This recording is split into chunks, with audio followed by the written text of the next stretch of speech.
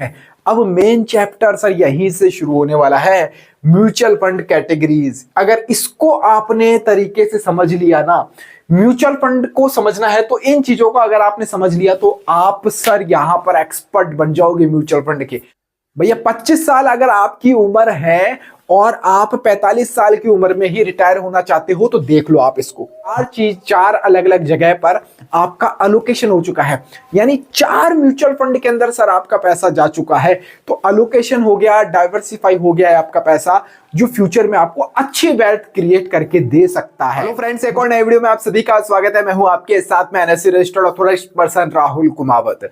आज इस वीडियो के अंदर सर हम बात करने वाले हैं बेस्ट म्यूचुअल फंड्स की, जो 2026 के लिए अच्छे आप लोगों के लिए रहने वाले हैं।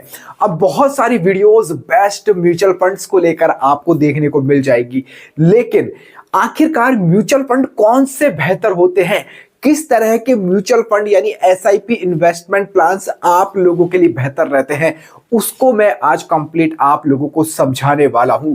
आज का अगर ये वीडियो आपने कंप्लीट देख लिया ना, तो मैं ये यकीन से कह सकता हूं कि आपको भी म्यूचुअल फंड की बहुत अच्छी नॉलेज मिलने वाली है। आप भी दूसरे लोगों को बता सकते हैं कि यार तेरे लिए ये वाली पॉलिसी बढ़िया है, इसमें तू इन्वेस्ट कर सकता है। तो आज का वीडियो काफी इंफॉर्मेटिव और नॉलेजेबल आप लोगों के लिए रहने वाला है।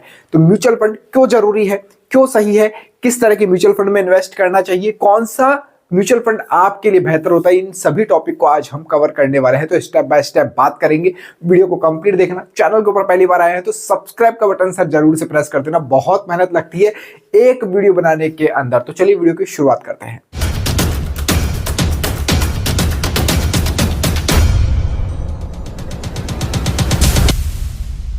तो सबसे पहले हम बात करेंगे कि सर बेनिफिट्स क्या क्या है म्यूचुअल फंड्स के, क्यों म्यूचुअल फंड की तरफ जाना चाहिए। और जो बिगिनर लोग हैं, जो स्टॉक मार्केट में इन्वेस्टमेंट करना चाहते हैं, या जो पीढ़ी 25-26 यानी 27-28 की एज की है, यानी 25 से 30 साल वाली एज वाली जो जनरेशन है, मैं भी इनफैक्ट उसी में से हूं, ज्यादा बूढ़ा नहीं हुआ हूं, तो उन लोगों के लिए म्यूचुअल फंड क्यों बेहतर है, क्या बेनिफिट है, उसके बारे में आज हम बात करते हैं। अब देखिए, सबसे पहले बेनिफिट्स मैं आपको बताता हूं, क्योंकि फायदा जब नजर आता है ना तो आदमी का इंटरेस्ट जागता है वीडियो देखने के अंदर। देखिए, सबसे पहले तो आपको प्रोफेशनल मैनेजर एक तरह से मिलता है। कैसे मिलता है? आप जब भी म्यूचुअल फंड की तरफ जाते हो तो सर वहां पर फंड मैनेजर होता है। फंड मैनेजर जो कि सेबी रजिस्टर्ड होता है, बहुत नॉलेज होती है, बहुत करोड़ों का फंड वो संभाल रहा होता है। तो आपको सर थोड़े से पैसे के अंदर फंड मैनेजर मिल जाता है खुद का। तो फंड मैनेजर आपको मिल जाता है जो रिसर्च करता है, खुद की इन्वेस्टमेंट्स को, आपके इन्वेस्टमेंट्स को मैनेज करता है और आपकी एक्सपर्टीज के थ्रू वो इन्वेस्ट करता है। अब वो कैसे होगा वो भी मैं आगे बताऊंगा आपको, है ना। ठीक है। इंस्टेंट डाइवर्सिफिकेशन, यानी आप मान लीजिए किसी स्टॉक मार्केट में आना चाहते हैं, किसी फ्रेंड ने या किसी टेलीग्राम चैनल में कहीं भी आपने देख लिया ऑनलाइन कि यार ये स्टॉक बढ़िया है, अब पता चले 5 दिन बाद वो डाउन हो गया, या पता चले वो कंपनी बर्बाद हो गई, तो आपका तो पैसा सर डूब गया ना। 5 साल 10 साल बाद पता थोड़ी कंपनी का। लेकिन सर म्यूचुअल फंड यहां पावर देता है आपको डाइवर्सिफिकेशन का, जिसका बेनिफिट आपको मिलता है सर। हाई लिक्विडिटी यहां पर होती है, जब चाहे जब आप पैसा निकाल भी सकते हो, ये बेनिफिट आपको यहां पर मिल जाता है। और लाइक जैसे अभी आपने एफडी कर ली, 10 साल की एफडी कर दी आपने। अब भैया कई बैंकों का तो ये रूल है कि आप 2 साल 3 साल पहले नहीं निकाल सकते, निकालोगे तो सर आपकी चोट हो जाएगी, आपके सर एक्स्ट्रा पैसे लग जाएंगे एफडी के अंदर या आरडी के अंदर। बहुत सारे प्लान्स होते हैं इन्वेस्टमेंट, लेकिन यहाँ म्यूचुअल फंड में आप निकाल सकते हो, लेकिन यहाँ पर भी लॉक इन पीरियड होता है और एग्जिट लोड लगता है, वही बहुत कम % का लगता है। ठीक है। वेल्थ क्रिएशन यहां आपकी होती है। बेनिफिट ऑफ कंपाउंडिंग, इसको समझना है। वीडियो के अंदर मैं बताऊंगा कंपाउंडिंग की पावर, आपको समझाऊंगा सर कि कंपाउंडिंग कैसे काम करती है, वो मैं आपको बताने वाला हूं। और सिस्टमेटिक इन्वेस्टमेंट प्लान यानी एसआईपी के जरिए कैसे आप अपने वेल्थ बना सकते हैं, ये बताऊंगा। तो वीडियो को स्टेप बाय स्टेप देखते जाओ। तो ये तो अपने फायदे देखिए सर म्यूचुअल फंड के। अब आते हैं कि म्यूचुअल फंड कितने तरह के होते हैं। अब मेन चैप्टर सर यहीं से शुरू होने वाला है, म्यूचुअल फंड कैटेगरीज। अगर इसको आपने तरीके से समझ लिया ना, म्यूचुअल फंड को समझना है तो इन चीजों को अगर आपने समझ लिया तो आप सर यहां पर एक्सपर्ट बन जाओगे म्यूचुअल फंड के। आपको पूछना नहीं पड़ेगा किसी से भी कि कौन सा म्यूचुअल फंड बेहतर है। तो सबसे पहले अब देखिए म्यूचुअल फंड कैटेगरीज, यहां मैंने कुछ कैटेगरीज को कवर किया है। आई होप आपको अच्छे से मैं समझा पाऊं, आपको समझ में आए। देखिए, एक होता है सबसे पहले large cap fund. Sir large cap fund, ये कैटेगरीज हो गई। यहां से मैं पेन भी ले लेता हूं। आ जाओ भैया चच्चा, आ जाओ जल्दी से। ठीक है, हम इसका कलर व्हाइट कर लेते हैं। ठीक है, अब है ये लार्ज कैप फंड। ठीक है, लार्ज कैप फंड कौन से होते हैं? जो सर कंपनी बड़ी है, जिनका कैपिटलाइजेशन बड़ा है, मार्केट के अकॉर्डिंग मार्केट कैपिटलाइजेशन बड़ा है जिनका, वो बड़ी कंपनीज होती है लार्ज कैप फंड के अंदर। अब कैसे पता चलेगा कि सर ये लार्ज कैप फंड है? अच्छा, इसकी एक खास बात क्या है कि ये लो वॉलेटाइल होते हैं, क्योंकि भैया मार्केट में कंपनी बड़ी है, पहले से अच्छी पोजीशन के ऊपर है, वही तो लार्ज कैप में आएगी। अब वो बड़ी कंपनी है तो उसके अंदर उठापटक कम होगी सर। यहाँ पे आपको उठापटक कम देखने को मिलेगी। हालांकि रिटर्न कम होता है ना, कि लॉन्ग टर्म में अच्छा रिटर्न और अच्छा जिनको रिस्क नहीं लेना है वो भैया लार्ज कैप में जा सकता है। अब लार्ज कैप फंड कौन से होते हैं? जिनके नाम के आगे, जैसे एक एग्जांपल मैंने लिख दिया, ये एग्जांपल के लिए है, अभी आगे बाद में बताऊंगा बेस्ट। तो ICICI Prudential large cap fund, तो जैसे लार्ज कैप फंड, तो ये लार्ज कैप का मतलब ये होता है कि आपकी लार्ज कंपनीज के अंदर आपका पैसा सर जाने वाला है। और हाँ, एजुकेशन के लिए हमने सर टेलीग्राम चैनल बना रखा है, फ्री ऑफ कॉस्ट है, कोई पैसा नहीं, डिस्क्रिप्शन में लिंक मिल जाएगा, तो जाकर हमारा टेलीग्राम चैनल भी आप ज्वाइन कर सकते हैं, फ्री ऑफ कॉस्ट है। इसके बाद में लार्ज कैप फंड के बाद में आती है sir category mid and small cap fund. Mid and small cap नाम से पता चलता है, लार्ज के बाद यानी मिड लेवल की कंपनीज, मिड के बाद में स्मॉल लेवल की कंपनीज सर। अब इनके अंदर सर हाई ग्रोथ पोटेंशियल होता है। क्यों होता है हाई ग्रोथ? क्योंकि सर स्मॉल कंपनी है, अभी अभी नहीं आई है, तो अच्छा परफॉर्म करके मिड में आएगी, मिड से लार्ज में जाएगी, या मिड वाली लार्ज में जाएगी, स्मॉल वाली मिड में जाएगी, तो यहां पर हाई ग्रोथ पोटेंशियल होता है। यहां पर वॉलेटिलिटी थोड़ी सी आपको ज्यादा मिलेगी, और ये अग्रेसिव इन्वेस्टर्स के लिए, मैंने सब चीजें लिख दी, आप पॉज कर करके एक चीज से एक चीज पढ़ सकते हो।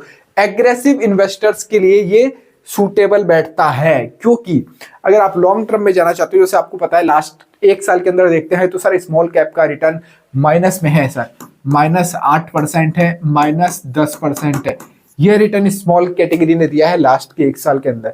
अब कोई एक साल के लिए पैसा डालना चाहे स्मॉल कैटेगरी के अंदर, भैया फंस जाओगे। लॉन्ग टर्म का खेल होता है सर एसआईपी म्यूचुअल फंड, अभी बताऊंगा उसकी पावर भी आपको। तो ये मिड एंड स्मॉल कैटेगरी वाली कंपनी होती है। एग्जांपल के लिए जैसे Nippon India small cap fund, अब इसके नाम के आगे स्मॉल कैप फंड लगा हुआ है सर, तो समझ लो ये स्मॉल कैप है भैया, रिस्क ज्यादा है, इधर रिस्क ज्यादा है। एक्सिस मिड कैप फंड, तो मिड कैप है तो भैया रिस्क इधर भी ज्यादा है, थोड़ा सा स्मॉल के मुकाबले अगर देखा जाए तो कम है, लेकिन ज्यादा है, मिड कैप के अंदर भी आपको ज्यादा देखने को मिलने वाला है। ठीक है,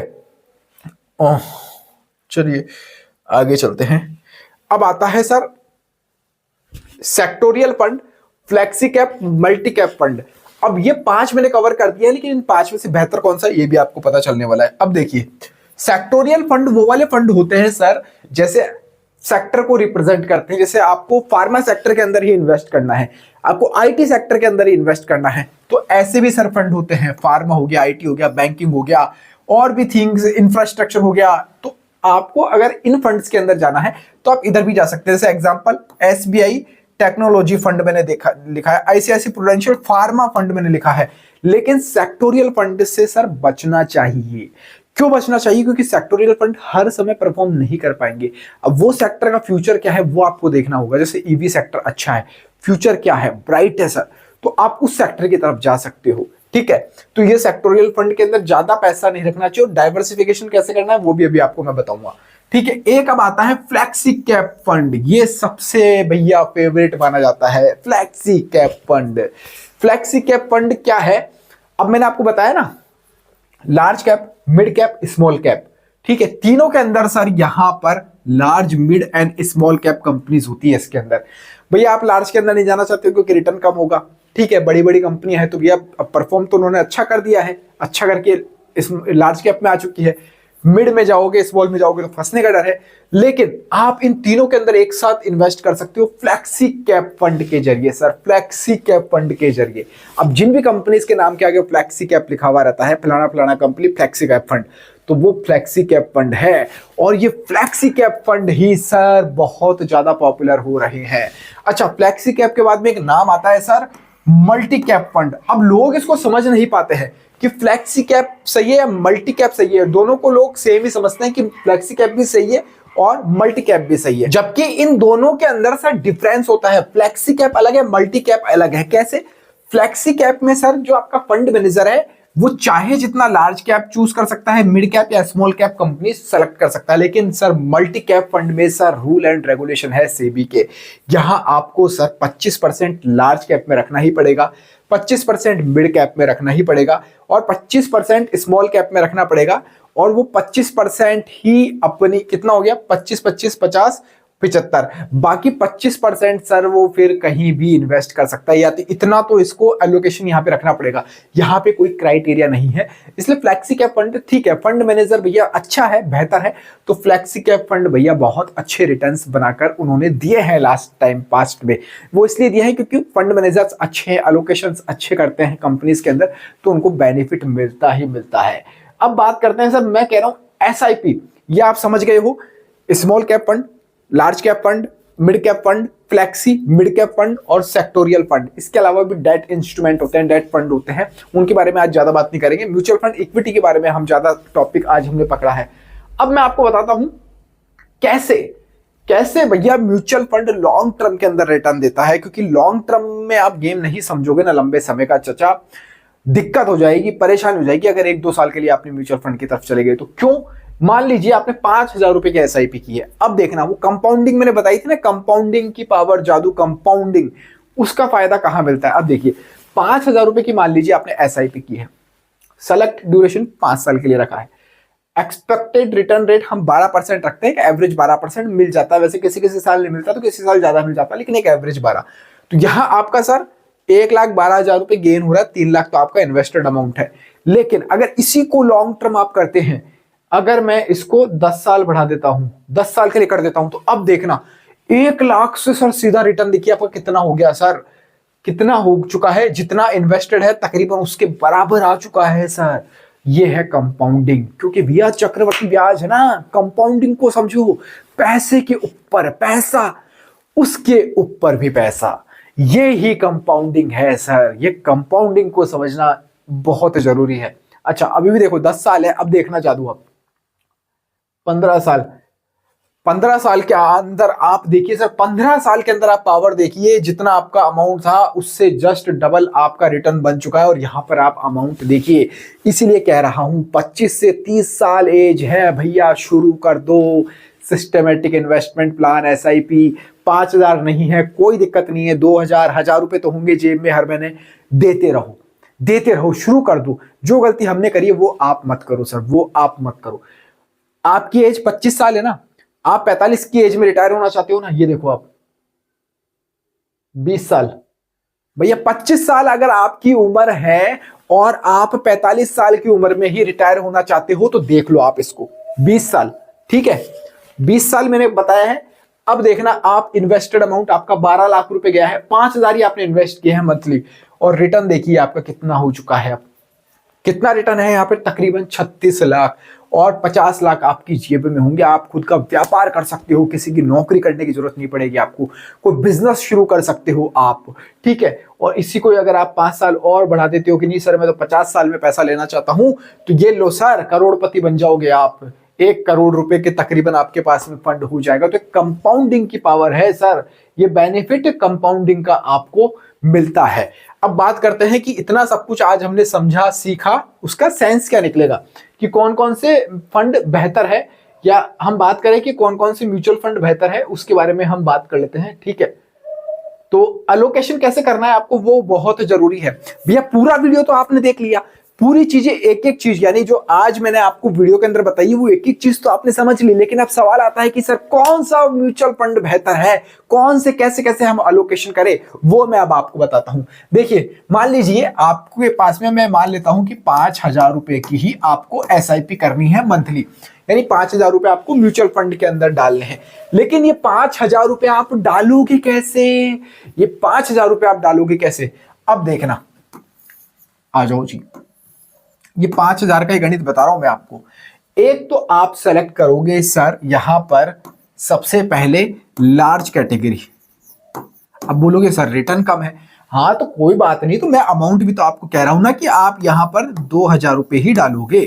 5,000 का डिवाइड किया है मैंने, अगर किसी का 50,000 है, किसी का 10,000 रुपए है एवरी मंथ, वो अपने अकॉर्डिंग कर सकता है। तो लार्ज कैप में आप 2,000 रुपए ही यहां पर एवरी मंथ आप डालने वाले हो, ठीक है। इसके बाद में आता है सर अच्छा, फ्लैक्सी कैप फंड, ठीक है। फ्लैक्सी कैप फंड के अंदर भी आप 2,000 रुपए ही डालोगे, ठीक है। कितना हो गया आपका? 2 एसआईपी आपकी चल गई है, large cap and flexi cap. ध्यान से समझना, 2 एसआईपी आपकी चल चुकी है अब यहां से, ठीक है। अब आता है सर इसके बाद में स्मॉल कैप फंड, ठीक है। यहां आप डाल दो सर 500 रुपए। बोलो 500 रुपए स्मॉल कैप, 500 रुपए की एसआईपी? सर होती है 500 रुपए की भी एसआईपी होती है। इसकी पावर आपको फ्यूचर में जाके समझ में आएगी। 500 रुपए डालना है, ज्यादा रिस्क हम नहीं ले रहे हैं। बचे आपके 500 रुपए, वो आप सर किसी भी यहां पर सेक्टर फंड में आपको जो अच्छा लगता हो। अब कौन सा आपको सेक्टर फंड अच्छा लगता है कमेंट करके मेरे को जरूर बताना। तो सेक्टोरियल फंड में 500 रुपए आप डालिएगा। तो इस तरह से 4 अलग अलग जगह पर आपका अलोकेशन हो चुका है, यानी 4 म्यूचुअल फंड के अंदर सर आपका पैसा जा चुका है। तो अलोकेशन हो गया, डाइवर्सिफाई हो गया है आपका पैसा, जो फ्यूचर में आपको अच्छी वेल्थ क्रिएट करके दे सकता है। मुझे उम्मीद है आज आपको बहुत अच्छे से समझ में आया होगा। मैंने पूरी कोशिश करी आपको समझाने की। इसी तरह की इंफॉर्मेटिव वीडियोस में लेकर आता रहता हूं। ऐसे हवा में बातें हम लोग नहीं करते हैं। और अच्छा लगा है तो कमेंट कीजिएगा, फैमिली के साथ में शेयर कीजिएगा। इस वीडियो में बुला लेता है। जय हिंद, जय भारत।